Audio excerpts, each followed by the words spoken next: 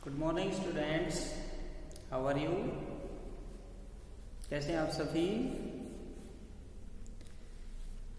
आज हम पढ़ने जा रहे हैं कक्षा 6 की पाठ्य पुस्तक हिंदी के पाठ संख्या 13। मैं सबसे छोटी हूँ।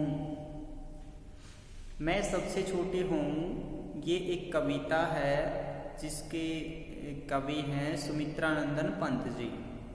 सुमित्रानंदन पंत जी प्रकृति के प्रेमी कवि रहे हैं। उन्होंने अपनी इस छोटी सी कविता में एक सबसे छोटी संतान की मनोइच्छा का वर्णन किया है कि जो सबसे छोटा बच्चा होता है उसकी इच्छा क्या रहती है। तो उस सबसे छोटे बच्चे की जो इच्छा रहती है कि मैं सदैव छोटा ही रहूं और सदा अपनी माँ के आंचल से लिपटा रहूं। मेरी माँ जो है वो मुझसे सदैव प्रेम करती रहे। इस कविता का वर्ण विषय यही है। सबसे छोटी संतान की इच्छा होती है कि वह छोटी ही रहे ताकि वह माँ का स्नेह अधिक प्राप्त करती रहे। प्राय बच्चा बड़ा होने पर क्या होता है, जैसे आपके मदर के आप 2 बच्चे हो तो जिसमें जो बड़े वाला बच्चा होता है या कोई भी बच्चा जब बड़ा हो जाता है तो फिर माँ क्या करती है, उसकी जो केयर है वो थोड़ी सी कम हो जाती है उसकी अपेक्षा, छोटे वाले की अपेक्षा। क्योंकि जो छोटा बच्चा होता है उसके सारे काम क्या करती है, मम्मा करती है। जैसे उसे खिलाना पिलाना नहलाना धुलाना उसका हर तरीके से ध्यान रखती है। तो हम छोटा जो बच्चा होता है वो सबके ध्यान का केंद्र होता है। सभी लोग उसकी देखभाल करते रहते हैं, कहीं वो किसी चीज़ को छू ना ले, कहीं वो बाहर ना निकल जाए, क्योंकि जो उसकी समझ होती है वो कम होती है। इसलिए सभी का ध्यान रहता है कि छोटा बच्चा कहीं कोई उसके साथ कुछ मिसहैपनिंग ना हो जाए, इसलिए सभी उसका ध्यान रखते हैं। और वैसे भी छोटे बच्चे जो होते हैं वो सबका मन मोह लेते हैं, तो परिवार में घर में सबको अच्छे लगते हैं। तो इसी तरह से जब सभी छोटे बच्चों से प्रेम करते हैं तो एक छोटी सी गुड़िया है, उसने भी इन चीज़ों को महसूस किया है कि यदि छोटा रहता है बच्चा या मैं छोटी रहूँगी तो सभी लोग मुझसे प्रेम करेंगे, और यदि मैं बड़ी हो जाऊंगी तो फिर मुझे मेरी रिस्पॉन्सिबिलिटियों पर छोड़ दिया जाएगा। कोई मुझसे इतना प्रेम नहीं करेगा जितना मुझसे अब करता है। तो इस कविता के माध्यम से सुमित्रानंदन पंत जी ने एक छोटी बच्चे की मनोवेदना, उसके मन की इच्छा को प्रकट किया है। तो आइए इस कविता को पढ़ते हैं।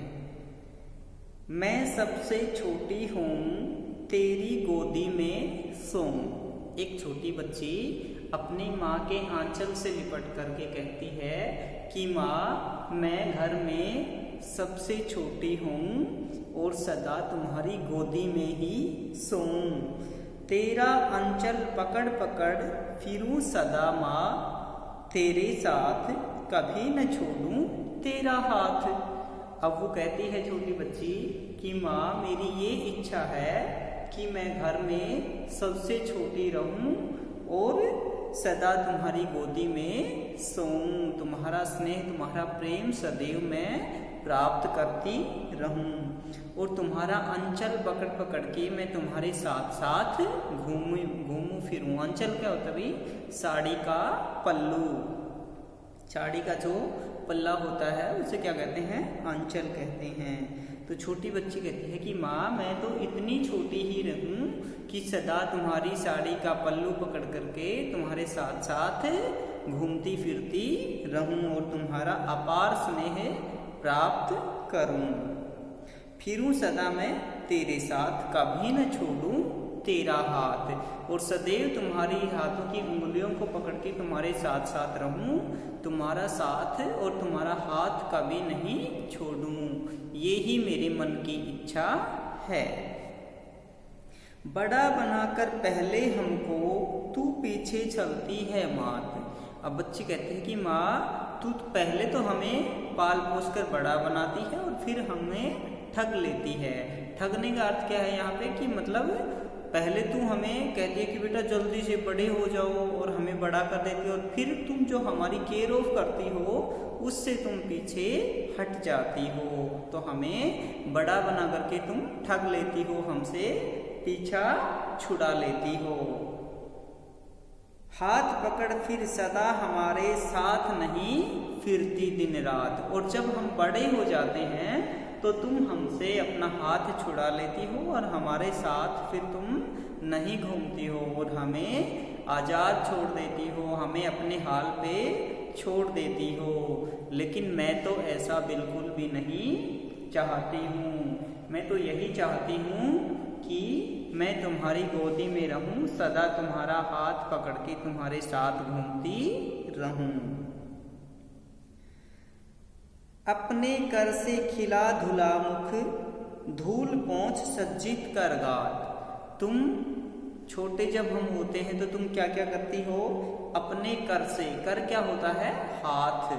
खिला, खिला मतलब खाना खिला करके। जब हम छोटे होते हैं तो मम्मा अपने हाथों से खाना खिलाती है। तो कहते हैं कि जब हम छोटे रहते हैं तो तुम अपने हाथों से खाना खिलाती हो, जब हम बड़े हो जाएंगे तो तुम हमें अपने हाथों से खाना नहीं खिलाओगी, हमें खुद ही खाना पड़ता है। तो उस प्रेम से हम वंचित नहीं होना चाहते। धुला मुख, अपने हाथों से खाना खिला करके और फिर हमारा मुंह धुला करके। मुख क्या होता है? मुंह। धुला मतलब धो करके, साफ करके। धूल पोंछ, और फिर हमारे चेहरे पे जो धूल लगी होती है, हमारे शरीर पे जो धूल लगी होती है उसे पोंछ करके, हमें नहला धुला करके, हमारा शरीर पोंछ करके। गात क्या होता है? शरीर। सज्जित मतलब सजाकर, हमारे शरीर की धूल को पोंछ करके अर्थात हमें नहला करके सुसज्जित करती हो। थमा खिलौने नहीं सुनाती हमें सुखद परियों की बात। और जब हम बड़े हो जाते हैं तो फिर तुम जो बचपन में हमारे कार्य करती हो, जैसे हमें खाना खिलाना, नहलाना, कपड़े पहनाना और हमारे हाथों में खिलौने देना, इन सब बातों से तुम दूर चली जाती हो, इन सब बातों से तुम हमसे पीछा छुड़ा लेती हो और ना ही हमें परियों की कहानी सुनाती हो जो हमें बहुत सुखदाई और बहुत आनंदित लगती हैं। तो वो लड़की कहती है कि माँ मैं इन सब चीज़ों से दूर नहीं होना चाहती, और इनसे दूर ना होने के लिए मुझे क्या करना पड़ेगा कि मैं छोटी ही रहूं, मैं बड़ी ना बनूं। यदि मैं बड़ी बन जाऊंगी तो तुम इन सारे सुखों से मुझे वंचित रखोगी और मैं उनसे वंचित, उनसे रहित नहीं होना चाहती हूँ। ऐसी बड़ी न होऊं मैं, तेरा स्नेह न खोऊं मैं। अब बच्ची कहती है कि इन सारी बातों को मैं प्राप्त नहीं करूंगी तो फिर मैं इस तरह से बड़ी नहीं होना चाहती, और तुम्हें जो बाल्य अवस्था में जो हमें तुम प्रेम करती हो, मैं उस प्रेम से वंचित नहीं रहना चाहती। तेरे अंचल की छाया में छिपी रहूं निस्पृह निर्भय, और मैं तेरे आंचल की छाया में निष्प्रिय होता है इच्छाओं से रहित, यानी किसी भी प्रकार की कोई इच्छा रखे बिना और भय से रहित रहना चाहती हूँ। कहूँ दिखा दे चंद्रोदय, और फिर मैं तुम्हारे आंचल में छिप करके वो ही बातें कहूँ कि हे माँ मुझे चंद्रोदय दिखाओ, चंद्रमा का उदय होने का दृश्य दिखाओ। मैं वो बचपन का सुख प्राप्त करना चाहती हूँ, सदैव मैं छोटी बच्ची बन करके रहना चाहती हूँ। ये ही इस छोटी बच्ची की मन की इच्छा है। तो आपकी छोटी सी कविता थी।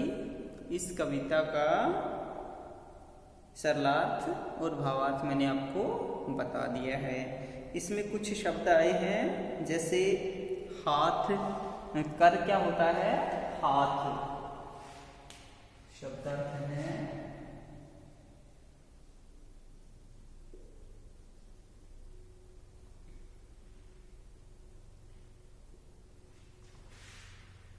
कर मिस होता है हाथ, धुला साफ,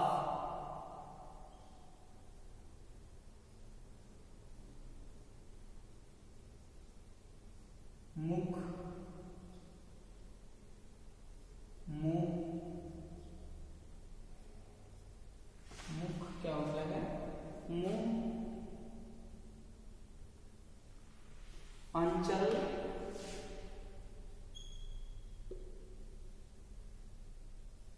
साड़ी का छोर,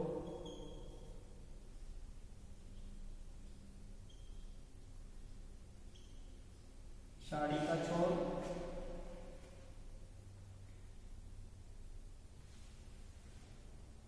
छलती है, ठगती है,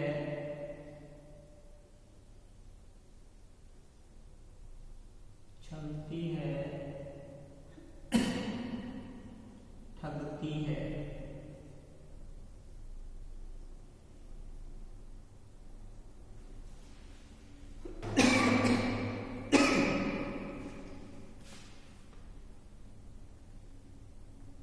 मात, माता, मात, माता, सदा,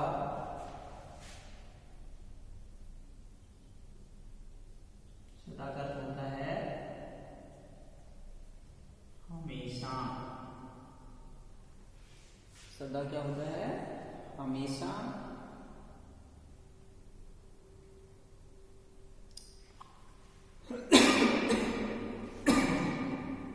सज्जित,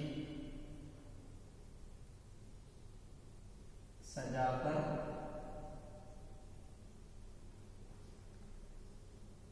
गात, शरीर, सज्जित सजाकर गात शरीर, स्नेह, प्रेम,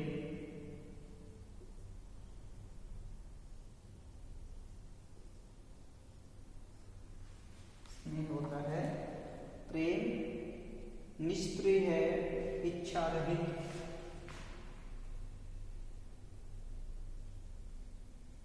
निष्क्रिय है इच्छा रहित,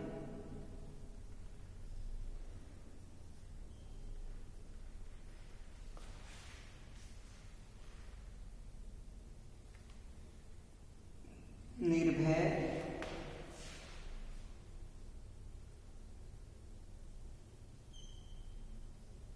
भय से,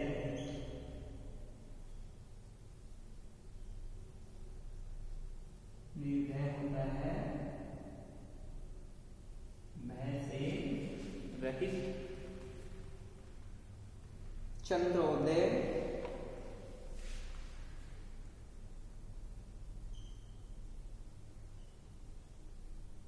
चंद्रोदय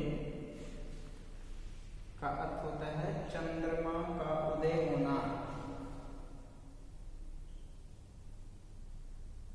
चंद्रमा का उदय होना,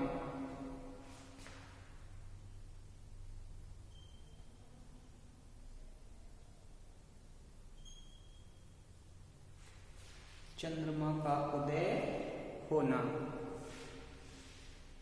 तो ये है इस कविता के शब्दार्थ। अब आ जाइए इस कविता के प्रश्नोत्तर में कि इसके क्वेश्चन आंसर क्या है। कविता में सबसे छोटे होने की कल्पना क्यों की गई है? बताइए, इस कविता में सबसे छोटे होने की कल्पना क्यों की गई है? तो कविता में सबसे छोटे होने की कल्पना इसलिए की गई है ताकि वह अधिक दिनों तक अपने माँ के सानिध्य में रह सके। वह अपनी माँ का स्नेह अधिक से अधिक पाना चाहती है, इसलिए छोटी बच्ची ने इस कविता में सबसे छोटा होने की कल्पना की गई है। अगला प्रश्न है, कविता में ऐसी बड़ी न हूं मैं क्यों कहा गया है? क्या तुम भी हमेशा छोटे बच्चे रहना पसंद करोगे? तो इसका आंसर आपको स्वयं लिखना है कि ऐसी बड़ी न हूं मैं, ऐसी इच्छा अपनी माँ के साथ रहने के लिए व्यक्त की गई है। और ऐसा क्या आप भी बनना चाहते हो? तो सबका ऑफकोर्स यही आंसर होगा कि हाँ, हम सब छोटे बच्चे बनकर रहना चाहते हैं, क्योंकि हम अपनी माँ को नहीं छोड़ना चाहते। आज से स्पष्ट कीजिए, आज से का अर्थ होता है, आज से मीन्स क्या होता है, उसका अर्थ क्या है? हाथ पकड़ फिर सदा हमारे साथ नहीं फिरती दिन रात। इस पंक्ति में कवि का आशय है कि माँ बच्चे के बड़ा होने पर उसकी उपेक्षा करती है, मतलब उसे अपने हाल पे छोड़ देती है। वह छोटे बच्चे का हाथ पकड़े पकड़े फिरती है। इससे बड़ा बच्चा माँ से बिछड़ जाता है। अगला प्रश्न है, अपने छुटपन में बच्चे अपनी माँ के बहुत करीब होते हैं। इस कविता में नजदीक की कौन कौन सी स्थितियां बताई गई हैं? अपने छुटपन में, छुटपन मतलब छोटेपन में, जब बच्चे होते हैं हम, उस आयु में जब हम बहुत छोटे होते हैं तो अपनी माँ के करीब होते हैं। और इस कविता में नज़दीकी की कौन कौन सी परिस्थितियाँ बताई गई हैं कि नज़दीक रहने पर हम क्या क्या प्राप्त करते हैं। तो छुटपन में बच्चे क्या होते हैं भाई? माँ के बहुत करीब होते हैं। इस कविता में नज़दीकी की बहुत सी ऐसी ऐसी स्थितियाँ बताई गई हैं, जैसे माँ की गोदी में सोना, माँ का आंचल पकड़ पकड़ के घूमना, माँ के पीछे पीछे चलना, माँ के द्वारा खाना खिलाना, नहलाना धुलाना, कपड़े पहनाना, सुंदर सुसज्जित करके टीका लगाना और परियों की कहानी सुनाना आदि। ये इस कविता में क्या कहा गया है भाई? इस कविता में छोटेपन की स्थितियां बताई गई हैं। कविता से आगे प्रश्न है, कविता से पता करके लिखो कि माँ बच्चों के लिए क्या क्या काम करती है। तुम स्वयं सोचकर यह भी लिखो कि बच्चों को माँ के लिए क्या क्या करना चाहिए। इस कविता से आपको ये लिखना है कि माँ बच्चों के लिए क्या क्या करती है। ये अभी जैसे जस्ट पहले वाले क्वेश्चन में हमने किया है कि माँ बच्चों को खाना खिलाती है, लोरियाँ सुनाती है, नहलाती धुलाती है, उनका हर तरीके से ख्याल रखती है। तो ये तो है माँ की ड्यूटी। अब बच्चों की माँ के प्रति क्या ड्यूटी है कि जब माँ बाप हमारे लिए इतना करते हैं तो हमें क्या करना चाहिए। तो इसके लिए हम बच्चों की ड्यूटी क्या है कि हमें अपने माता पिता का कहना मानना चाहिए, हमें उनका दिल नहीं दुखाना चाहिए, हमें उनके कहे अनुसार कार्य करना चाहिए, सदैव अपने माँ बाप को खुश रखना चाहिए। और क्या करना चाहिए? फिर भी माँ को चाहिए कि बच्चे को अच्छे संस्कार दे और उसे पढ़ाए। तुम स्वयं सोचकर भी लिखो कि बच्चों को माँ के लिए क्या क्या करना चाहिए। तो बच्चों को माँ के लिए क्या क्या करना चाहिए? ये सारी चीज़ें हैं। बच्चों को अच्छे संस्कार माँ से लेने चाहिए। यदि हमारी माँ या मम्मी पापा को आपको कुछ गलत लगता है तो आपका भी फर्ज बनता है कि आप उन्हें रोक टोक सकते हो, अच्छी आदतें आप उन्हें सिखा बता सकते हो। यदि वो आपकी नज़र में गलत है और उसका परिणाम भी हमें पता होना चाहिए। हो सकता है कि मम्मी पापा आपको टीवी देखने के लिए रोक दें और आपके लिए तो वो गलत है, लेकिन वो हमारे लिए, वो हमारे फ़ायदे के लिए सोच रहे हैं तो वो सही है। तो ऐसी बातों का नहीं करना जो वास्तव में आपको गलत लगे, और वो एक मतलब यूनिवर्सल जो रोंग होता है वो हो, तो आप अपनी मदर फादर को भी टोक सकते हो। यह क्यों कहा गया है कि बड़ा बनाकर माँ बच्चे को छलती है? इस कविता में ऐसा क्यों कहा गया है कि माँ बच्चे को बड़ा बना करके उसे छलती है? कैसे छलती है भाई? ऐसा इसलिए कहा गया है क्योंकि माँ बच्चे के बड़ा होने पर कभी न तो उसका हाथ पकड़ के चलाती है और न ही किसी साये की तरह उसके पीछे पीछे घूमती है। बच्चे के बड़ा होने पर उसका हाथ मुंह भी माँ नहीं पहुँचती है और ना ही उसे अपने हाथों से खाना खिलाती है, ना ही उसे नहलाती धुलाती है और ना ही उसे सजा संवार कर लोरियां सुना करके सुलाती है। इसलिए बच्ची कहती है कि तुम तो हमें बड़ा करके हमें छलती हो, हमें ठग लेती हो, इन सब चीज़ों से हमसे छुटकारा पा लेती हो। बच्चा माँ के लाड प्यार दुलार से वंचित होकर स्वयं को छला छला सा अनुभव करता है। इसलिए कवि ने कहा है कि माँ बच्चे को बड़ा बनाकर छलती है। अगला प्रश्न है, उन क्रियाओं को गिनाओ जो इस कविता में माँ अपनी बच्ची या बच्चे के लिए करती है। माँ छोटे बच्चे के लिए कौन कौन से कार्य करती है वो आपको गिनवाने हैं। इस कविता में माँ बच्चों को अपनी गोदी में सुलाती है, अपने हाथों से खाना खिलाती है, नहलाती धुलाती है, सजाती संवारती है और खेलने के लिए खिलौने देती है तथा लोरियां परियों की कहानियां सुनाती हैं। ठीक है भाई। अगला प्रश्न है, अनुमान और कल्पना करना। किसी चीज का अनुमान लगाना और उसकी कल्पना करना। इस कविता के अंत में कवि माँ से चंद्रोदय दिखा देने की बात क्यों कर रहा है? अनुमान लगाओ और अपने शिक्षक को सुनाओ। आपको बताना है तो क्या बताओगे?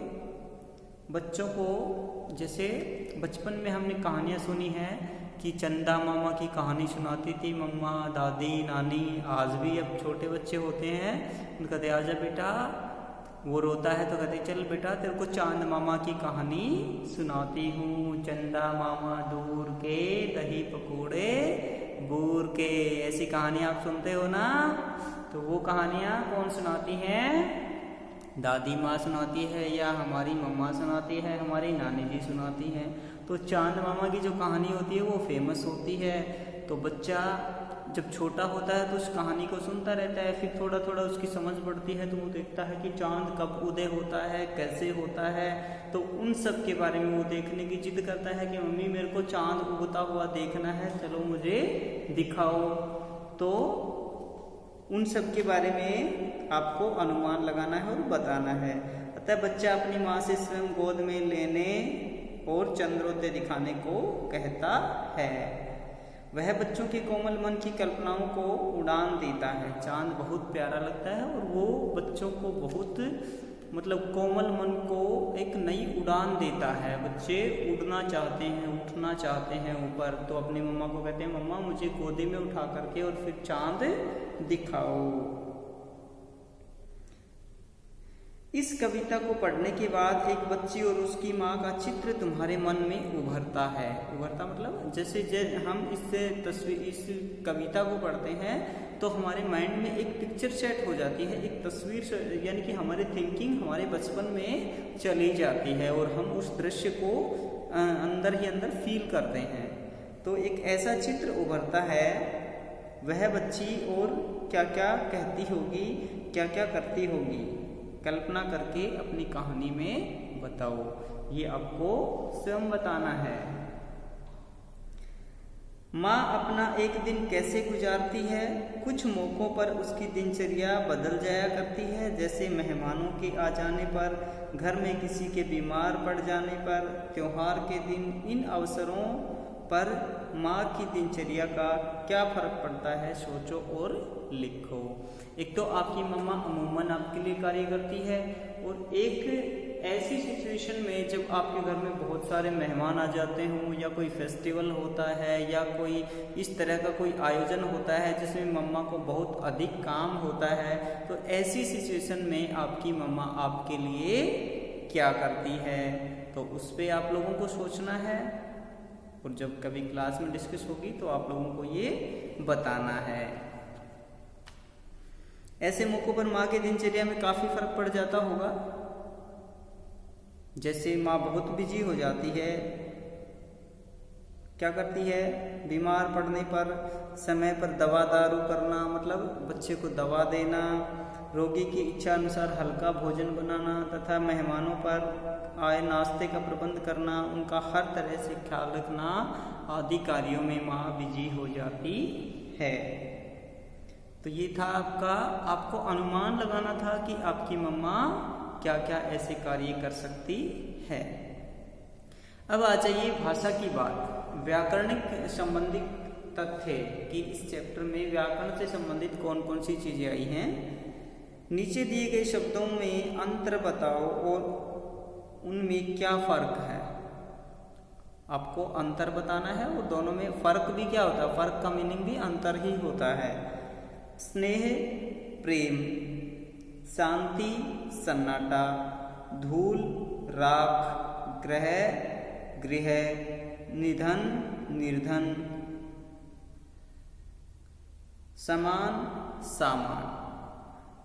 तो माँ अपने बेटे को स्नेह से अपने गले लगा लिया। हम सभी को प्रेम से रहना चाहिए। स्नेह होता है किसी से पार्टिकुलरली प्रेम करना और एक आपस में प्रेम पूर्वक रहना। जैसे माँ अपने बच्चे से जो स्नेह करती है, निस्वार्थ भाव से करती है, वो फीलिंग्स होती हैं, वो क्या कहलाता है? स्नेह कहलाता है। हम आपस में मिलजुल करके रहते हैं, वो क्या कहलाता है? प्रेम कहलाता है।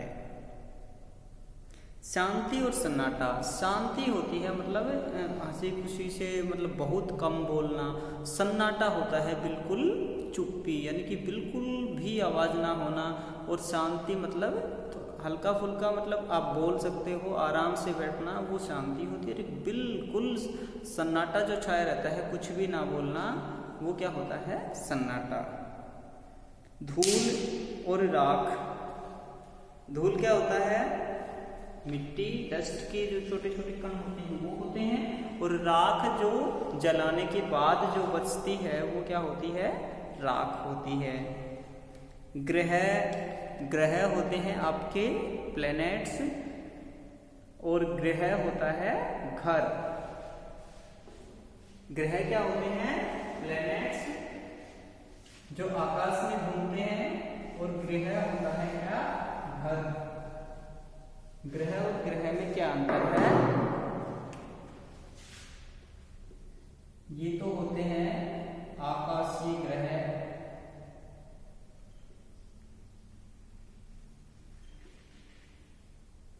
और ग्रह होता है घर।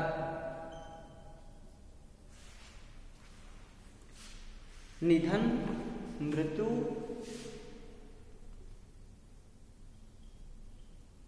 निधन मृत्यु, और निर्धन होता है धन से रहित। निर्धन क्या होता है? धन से रहित। निधन किसी की मृत्यु हो जाना, और निर्धन जिसके पास धन ना हो वो निर्धन होता है। समान, समान होता है दो चीजों में समानता होना, और सामान होता है कोई मतलब सामान होना, जैसे कोई वस्तु इकट्ठी होना, जैसे आपकी कॉपी किताबें पेन, ये सारे क्या हैं? सामान हैं। तो समान होता है एक ग्रुप ऑफ थिंग, और समान होता है दो चीजों में इक्वलिटी, समानता। ओके, तो ये था आपका शब्दों में अंतर क्या है। कविता में दिन रात शब्द आया है। तुम भी ऐसे 5 शब्द सोच करके लिखें जिनमें किसी शब्द का विलोम शब्द भी शामिल हो, और उनके वाक्य बनाएं। आपको ऐसे शब्द खोजने हैं जो विलोम शब्दों का जोड़ा हो, और उनका वाक्य में प्रयोग भी आपको करना है। ये आपको अपनी बुक में ही कर लेना है। ओके, तो ये आपका चैप्टर जो था ये यहीं पे समाप्त होता है। इसके क्वेश्चन आंसर आपको, जो आपके क्वेश्चन आंसर दे रखे हैं कविता से, कविता से और कविता से आगे जो 6 क्वेश्चन हैं वो आपको नोटबुक में राइट डाउन करने हैं, और बाकी आप एक्सरसाइज अपनी बुक में ही कर सकते हो। ओके, ऑल द बेस्ट, मिलते हैं अगले वीडियो में, बाय बाय।